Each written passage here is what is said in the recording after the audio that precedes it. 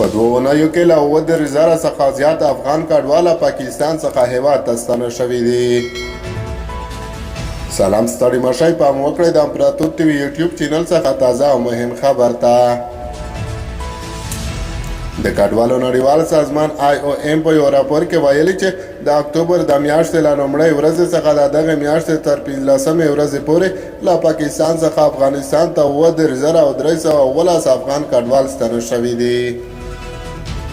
دغه ادارې د چهارشنبې په ورځ اکتوبر 13 په یو راپور کې ویلي چې د دغه شمېر څخه 26896 تنه د تورخم په لار او 10421 تنه نور د چمن سپین بولدک له لارې هیواد ته ستانه شوي دي. همداشان د کډوالو نړیوال سازمان په دغه راپور کې ویلي چې د دغه شمېر سربیره 1414 تنه نور افغان کډوال چې په پاکستان کې د اوسېدلو معتبر قانوني اسناد نه لرل هم له دغه هیواد څخه شړل شوي دي.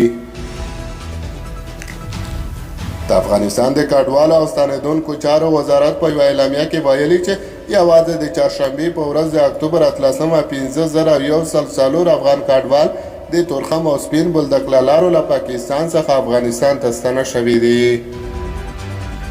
د پاکستان حکومت د روانې اکتوبر میاشتې په لومړۍ کې اعلان وکړ چې هغه څه باندې 1.7 میلیون افغان کډوال به د دغه هیواد څخه وویستل شي چې د اوسېدو قانوني اسناد ونه لري.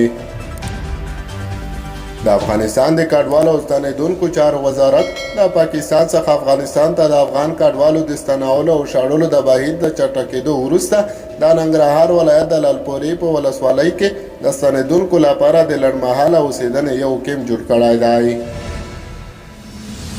د کډوالو او ستنېدونکو چارو وزارت د پنجشنبې په ورځ اکتوبر 19 د ایکس په ټولنیزه شبکه په یو خپرکړي پیغام کې ویلي چې دغه کیمپ د دغه وزارت د مسلکي مراسیال عبدالرحمن راشد لخوا تېره ورځ پرانیستل شو.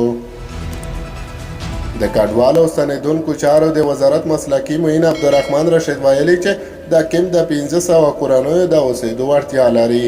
د ستنېدونکو لپاره د لنډمهاله اوسېدنې پر مهال به پکې هغوی ته د خوراکي توکو او غیر خوراکي توکو ویش او هم د روغتیایي خدماتو د برابرولو لپاره ورڅخه کار واخیستل شي.